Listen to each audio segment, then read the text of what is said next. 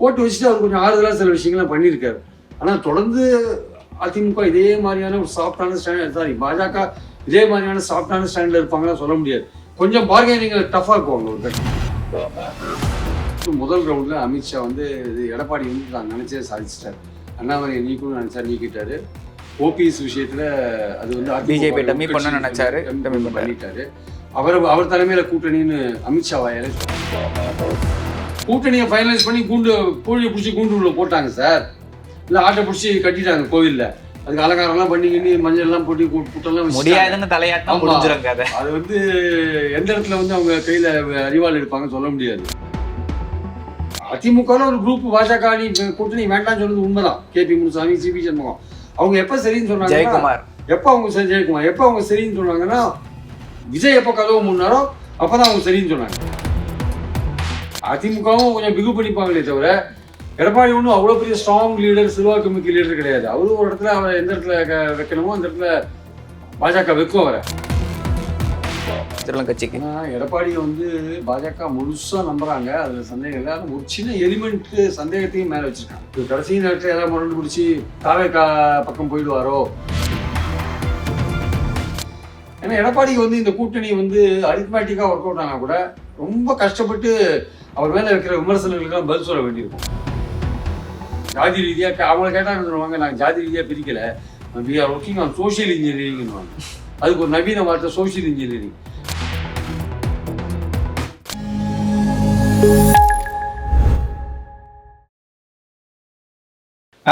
வணக்கம். அரசியல் பல பரபரப்பான கட்டங்களை நோக்கி நகர்ந்து கொண்டு இருக்கிறது. அது குறித்து வரைக்க மூத்த பத்திரிகையாளர் திரு பிரியன் அவர்கள் முன்னே இருக்கிறார். வணக்கம் சார். சரி, இப்போ தமிழ்நாடு பாஜக தலைவராக நயினார் அவர்கள் நியமிச்சிருக்காங்க, அண்ணாமலைக்கு மாற்றாக. இது எடப்பாடியோட நிர்பந்தத்தினால அப்படின்னு சொல்றாங்க. பாஜக அப்படிலாம் இல்லைன்ற மாதிரி சமாளிஃபை பண்ணி போயிட்டு இருக்கு. நயினாரோட மாற்றம் தமிழக பாஜகவில் முன்னேற்றத்தை கொடுக்குமா, இல்லை அதிமுகவுக்காக நடந்த மாற்றமா? இந்த அதிமுக பாஜக கூட்டணி சுமூகமாக போடணுன்றதுக்காக ஏற்படுத்தப்பட்ட மாற்றம். அது வந்து இவர் சொல்லி தான் நடந்தது. யாரு? எடப்பாடி. அது சந்தேகமே கிடையாது. எடப்பாடி எந்த டிமாண்டும் வைக்கலன்னு அமித்ஷா சொல்றதும் சும்மா அது ஏமாத்து வேலை. ஆக்சுவலாக இந்த கூட்டணியை பொறுத்த மட்டும் முதல் ரவுண்டில் அமித்ஷா வந்து இது எடப்பாடி வந்து நான் நினைச்சே சாதிச்சிட்டார். அண்ணாமலையை நீக்கணும்னு நினைச்சா நீக்கிட்டாரு. ஓபிஎஸ் விஷயத்துல அது வந்து பிஜேபி டம்மி பண்ண நினைச்சாரு, பண்ணிட்டாரு. அவர் தலைமையில கூட்டணின்னு அமித்ஷா வாயாலே சொல்ல. ஆமா, ஏன்னா ஃபர்ஸ்ட் என்டிஏ அலையன்ஸ் இருந்துச்சு, அதுக்கப்புறமா அதிமுக தலைமையிலான என்டிஏ அலையன்ஸ். முதல் ரவுண்ட்ல வந்து அவர் வின் பண்ணிட்டார். முதல் ரவுண்ட்ல எஸ் ஒன்.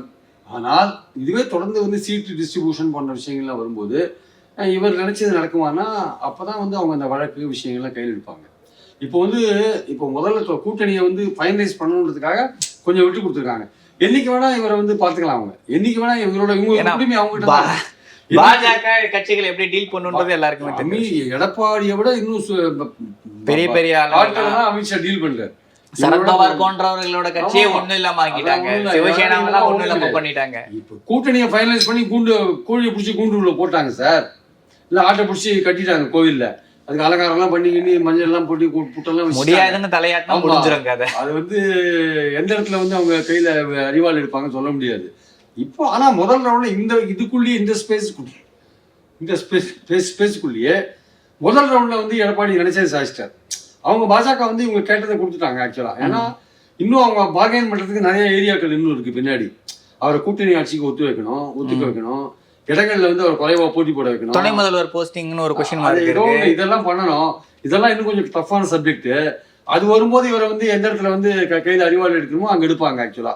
சரி, முதல்ல தானே எடுத்துன்னு போட்டோம், கொஞ்சம் சந்தோஷமா இருக்கணும். அதனாலதான் எடப்பாடி வாய முடியும் இருக்காரு. கூட்டணி ஆட்சி பேச ஒரு பிரஸ் கான்ஃபரன்ஸ்ல 2 கட்சி பிரஸ் கான்ஃபரன்ஸ்ல 2 தலைவர்கள் இருக்காங்கன்னா நார்மலா என்ன எதிர்பார்ப்போம், 2 பேரும் பேசணும். ஆனா இவங்க கூட்டணி வந்து எதிர்பார்த்த கூட்டணி தான். 24 தேர்தல் முடிஞ்ச பிறகு நான் சொல்லிட்டு இருக்கேன் தொடர்ந்து இவங்க 2 பேர் கூட்டணி அமைப்பாங்கன்னு. அது மாதிரி தான் நடந்திருக்கு.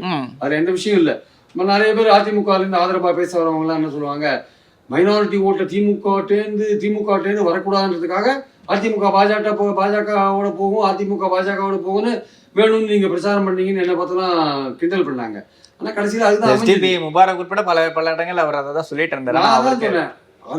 அது இல்லை ஆக்சுவலா இயல்பாவே அவங்க கூட்டணி இல்லாத போது கூட அதிமுக இருக்கிற தலைவர்கள் பல பேர் பாஜகவோட நல்ல கூட்டணியில தான் இருந்தாங்க. அவங்க தனிப்பட்ட முறையில் போய் மீட் பண்ணாங்க. அவங்களுக்கு வந்து 29 வரையும் பிரச்சனை இல்லை சார், மும்பு வழக்கெல்லாம் இல்லை. அதனால அவங்க கான்ட்ராக்ட்ல இருக்காங்க. அவங்க அதனால அதிமுகவில் ஒரு குரூப் பாஜக அணி கூட்டணி வேண்டாம்னு சொன்னது உண்மைதான். கேபி முனுசாமி, சிபி சண்முகம் அவங்க எப்ப சரின்னு சொன்னாங்க, ஜெயக்குமார் எப்ப அவங்க ஜெயக்குமார் எப்ப அவங்க சரின்னு சொன்னாங்கன்னா, விஜய் எப்ப கதவு முன்னாரோ அப்பதான் அவங்க சரின்னு சொன்னாங்க.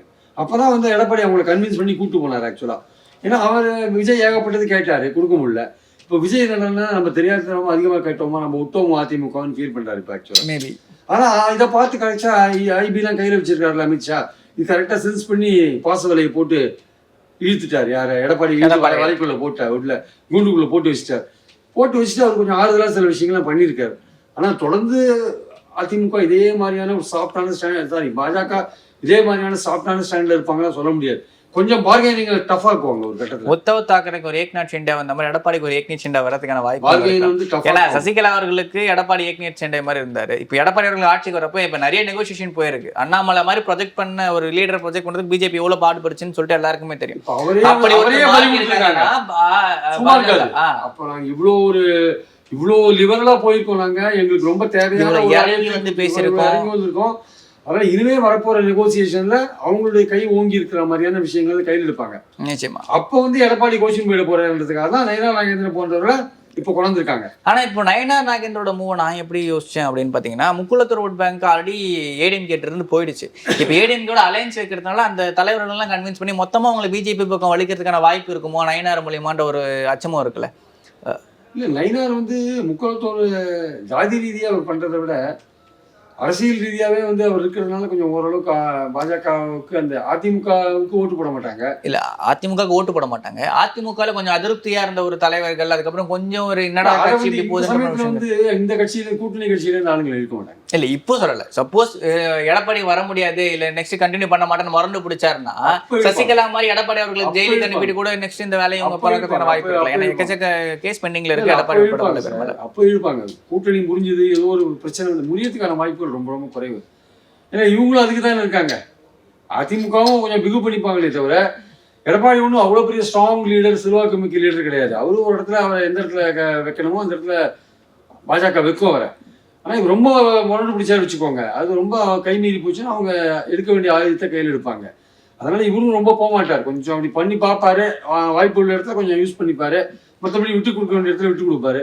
ஆனால் எடப்பாடிக்கும் நிறைய பிரச்சனைகள் வரும் இந்த கூட்டணியில. பாஜகவோட சேர்ந்ததே வந்து அவருக்கு படுபயங்கரமான விமர்சனம் எதிர்பக்கத்துல இருந்து வரும். அதை டிஃபெண்ட் பண்ண வேண்டிய அவசியம் இருக்கு அவருக்கு ஆக்சுவலா. அது தவிர பாஜக வைக்கிற டிமாண்டு, சீட்டு போன்ற விஷயங்கள் டிமாண்டு, அப்புறம் கூட்டணி ஆட்சின்ற விஷயத்துல டிமாண்டு, அதெல்லாம் வந்து மேனேஜ் பண்ணணும்னா ரொம்ப கஷ்டம்.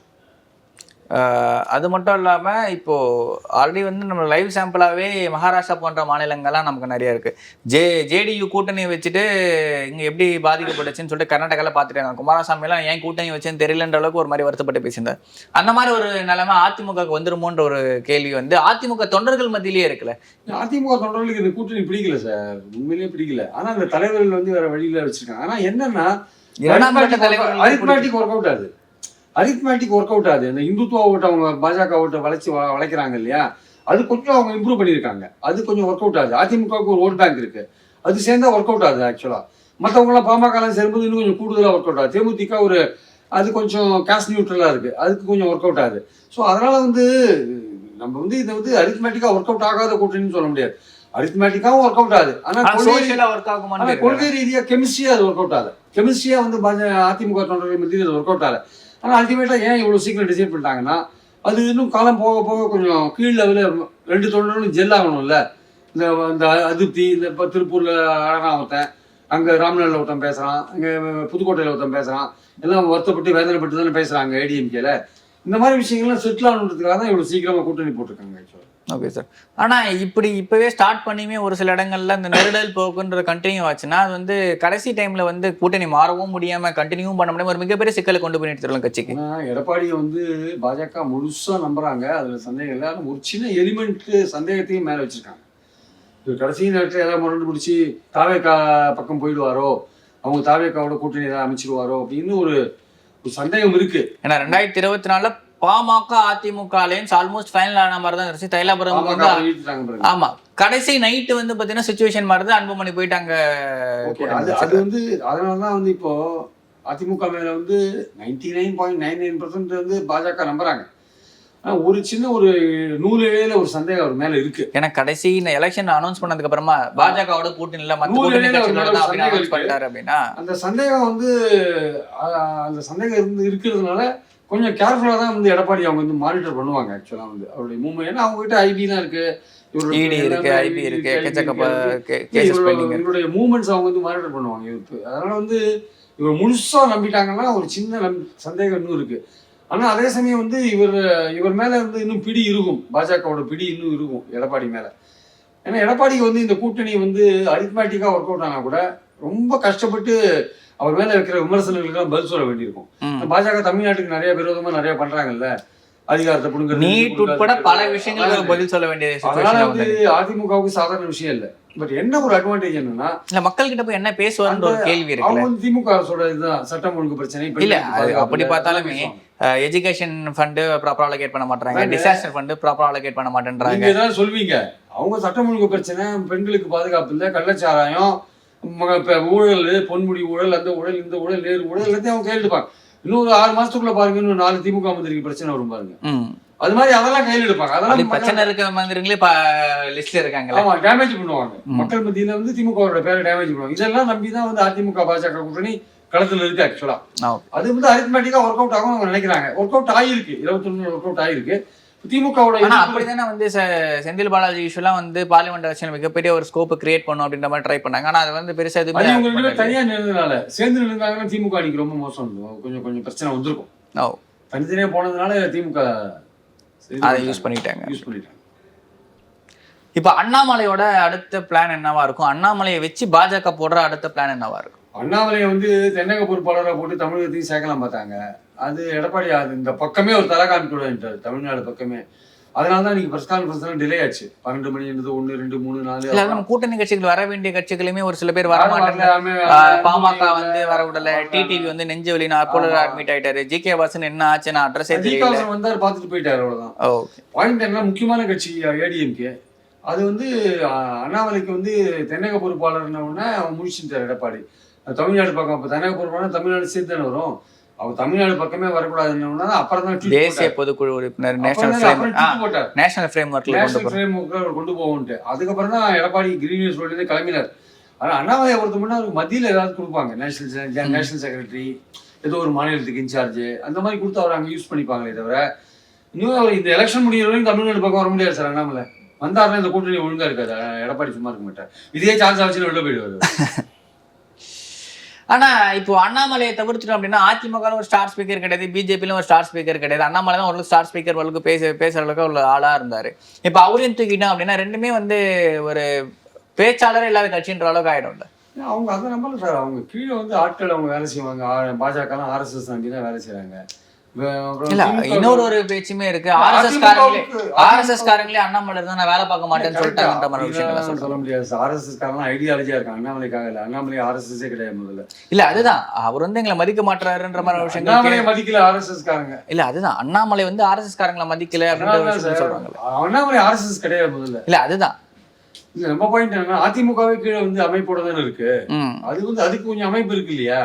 ஸோ அதனால அதை வச்சு அந்த கட்டுமானத்தை வச்சு கொஞ்சம் திமுக கவர்மெண்ட்டுக்கு மேல இருக்கிற எதிர்ப்புகளை வச்சு இந்துத்துவ வாக்கு வங்கியை வச்சு நம்ம ஒரு மேனேஜ் பண்ணலாம் அப்படின்னு நினைக்கிறேன். ஆனா தமிழ்நாட்டுல இந்துத்துவ வாக்கு வங்கி இருக்குன்னு நினைக்கிறேன். கண்டிப்பா இருக்கு சார், நீங்க நினைக்கிற மாதிரி இல்ல. அது வந்து ஜாதி ரீதியா அதை ஒர்க் அவுட் பண்றாங்க. ஓகே, ஜாதி ரீதியா பாஜக அதை ஒர்க் அவுட் பண்றாங்க. தேவேந்திர குல வேளாளர், அப்புறம் இந்த நாயுடுக்கள், ஹையர் காஸ்டுக்காக உயர் ஜாதிகள், அந்த உயர் ஜாதியை சேர்த்து வச்சிருக்கான். அந்த உயர் ஜாதிக்கு எப்போதுமே தலித் எதிர்ப்புன்ற ஒரு மனப்பான்மை இருக்கும். அதை வச்சு அது இவங்களுக்கும் தலித் ஓட்டு கிடைக்க போறது இல்லை. அதனால இவங்க உயர் ஜாதி ஆதரவாளர்களா இருக்காங்க பாஜகல. அந்த வச்சு இந்துத்துவ ஓட்டவங்க கவர் பண்ணாங்க. ரெட்டியாரு, நாயுடு, முதலியாரு, இந்த ஓட் பேங்க் கொஞ்சம் பாஜக இப்போ இந்துத்துவ மூலமா கவர் பண்ணியிருக்காங்க. இப்போ அதெல்லாம அவங்க அந்த பர்டிகுலர் செக்டார்ல நிறைய பேருக்கு நிறைய லோன்ஸ் எல்லாம் கொடுத்து பிஜேபி ரொம்ப கவர் பண்ணி வச்சிருக்காங்க. அதெல்லாம் எல்லாமே பண்ணுவாங்க சார். அப்புறம் எல்லாம் ஜாதி ரீதியா அவங்கள கேட்டா சொல்லுவாங்க, நாங்கள் ஜாதி ரீதியா பிரிக்கல, we are working on social இன்ஜினியரிங்னுவாங்க. அதுக்கு ஒரு நவீன வார்த்தை சோசியல் இன்ஜினியரிங். ஒர்க் பண்றதுன்னு ஜாதி ஓட்டம் வாங்குறது தான் ஒர்க் பண்றது. கேட்டா சோசியல் இன்ஜினியரிங். இன்ஜினியரிங் ஜாயிண்ட் ஆன மாதிரி எல்லாமே தனித்தனி செக்டாரால இருக்கு. சமூக பொறியியல் பண்றோம் அப்படின்றாங்க கேட்டா. Okay sir. ஆனால் இப்போ இருக்க சுச்சுவேஷனுக்கு டிஎம்கேக்கு இந்த கேஷ் பேஸ்டு ரியார்ட்ஸ் ஒரு சில இடங்கள் நடக்கிற சின்ன சின்ன பிரச்சனைலாம் வந்து நெகட்டிவாக தானே போய் நிற்கும். இப்போ இவங்க நெகட்டிவாக தான் சார். இப்போ சட்டம் ஒழுங்கு பிரச்சனைலாம் கொஞ்சம் கொஞ்சம் பேசப்படும் சார். பட் எலெக்ஷன் வரும்போது அது என்ன பண்ணியிருக்கு, பெண்களுக்கு என்ன பண்ணியிருக்கு, அந்த கூட்டணியோட பலம் என்ன, அந்த கட்சியோட சப்போர்ட் என்ன, அதை வச்சு அது ஓட்டு வாங்குமே தவிர. ஏன்னா இவர் பிரகாஷ் அம்பேத்கர் போன்றவர்களாம் கூட வந்து திமுக சாரி தமிழ்நாடு போன்ற மாநிலங்கள் தான் ஆணவ கொலைக்கு எதிரான ஒரு சட்டங்களை இயற்றணுன்ற மாதிரி விஷயங்கள்லாம் வந்து பேச ஆரம்பிச்சிட்டாங்க. இவ்வளோ ஒரு விஷயங்கள் எதிர்பார்க்கப்படுது தமிழ்நாட்டுக்கிட்ட, இன்னுமே நம்ம ஒரு சில இடங்கள்லாம் லேக் ஆகி நிற்கிறோமோ அப்படின்ற விஷயங்கள் வந்து நான் சொல்றேன். திமுக வந்து ஒரு இப்போ இன்னைக்கு வந்து ஒரு எட்ஜில் இருக்கு. அதுக்கு ஒரு சேலஞ்ச் இருக்கா. அது வந்து ஆட்சியில் இருக்கிற கட்சிக்கு என்னைக்குமே ஒரு சேலஞ்ச் இருக்கா. டெஃபினட்டா அது வந்து பாசிட்டிவான ஓட்டு வாங்கி வரணும். அது ஆக்சுவலாக நீங்கள் நெகட்டிவான ஓட்டு வாங்கி ஆட்சிக்கு வருது ஈஸி, பாசிட்டிவான ஓட்டு சொல்லி ஆட்சிக்கு வருது கொஞ்சம் கஷ்டமான காரியம். அது தேர்தல் போது கொடுக்குற உறுதிமொழிகள், இந்த 5 வருஷ காலத்தில் செஞ்ச விஷயங்கள், இதெல்லாம் எவ்வளோ தூரம் நீங்கள் எஃபெக்டிவாக கொண்டு போறீங்கன்றதை பொறுத்து இருக்கு. எப்போதுமே வந்து நெகட்டிவான விஷயங்கள் தான் மக்கள்கிட்ட ரொம்ப எடுபடும், பாசிட்டிவான விஷயங்களோட. அது இல்லாமல் மீண்டும் மீண்டும் திமுக தொடர்ந்து ஆட்சியில் ஜெயிச்சதே இல்லைன்ற ஒரு ஹிஸ்டரின்றது ஒரு விஷயம் இருக்குல்ல. அதெல்லாம் எந்த நேரத்தில் அரசியல் எப்படி மாறும் சொல்ல முடியாது. நிச்சயமா ஸ்டாலினுக்கு கட்டம் சரியில்லைன்னா ராஜா, கட்டம் சரியில்லைன்னா அப்புறம் வாய்ப்பே இல்லை, முதலமைச்சராகவே அரசியல் நீங்க நினைக்காதெல்லாம் நடக்கிறதா அரசியல். Politics is the art of impossibilities. நீங்க நினைக்காதெல்லாம் நடக்கும், அதுதான் அரசியல். ஸோ அதனால வந்து நீங்க 2வது தடவை திமுக ஆட்சிக்கு வரல, இது வரைக்கும் வரல. இனிமே அதே மாதிரி இது வரைக்கும் திமுக 40 சீட்டுகள் ஜெயிச்சதே கிடையாது. எம்பி சீட்ல போன ஓட்டே ஜெயிச்சிருந்தாங்க. அதான் இனிமே நடக்காது, அரசியல் எதுவுமே நடக்காதுன்னு ஒதுக்கி வைக்கவே முடியாது. அப்போ யார் கூட சேருவாங்கன்னு சொல்லாத இருக்க முடியாது. அது வந்து உறுதியா இவன் கூட தான் போவான், இல்லை இவன் கூட தான் பர்மனெண்ட்டாக இருப்பான் சொல்ல முடியாது. லெஃப்டில் இண்டிகேட்டர் போட்டு ரைட்டில் போவானுங்க. திருச்சி மாநாட்டுக்கு போக வேண்டிய வைகோ போயஸ் கார்டன் போயிட்டார்ல. அது மாதிரி பாலிடிக்ஸ் அப்படிப்பட்ட பாலிடிக்ஸ். இதில் நீங்கள் சர்வைவ் ஆகணுன்றது வந்து நீங்கள் பண்ணுற நல்ல வேலைகள் வந்து மக்கள்கிட்ட ரீச் ஆகி ஓட்டு போடுறதுன்றது கொஞ்சம் கஷ்டமான காரியம். நல்ல பிரச்சாரம்லாம் அதுக்கு தேவை. உங்களை பற்றின நெகட்டிவ் விஷயங்கள் நிறையா மக்கள்கிட்ட போய் சேரும். அதை நீங்கள் வந்து எப்படி நீங்கள் வந்து அதை ஓவர் கம் பண்ணுறீங்கன்றது தான் முக்கியமான பாயிண்ட். அது ஸ்டாலின் எவ்வளோ தூரம் பண்ணுறாருன்றதை பொறுத்து இருந்து பார்க்கணும். ஓகே சார், இவ்வளோ நேரம் உங்களோட பொண்ணான நேரத்துக்கு உள்ள பகிர்ந்துக்கு நன்றி சார். தேங்க்யூ.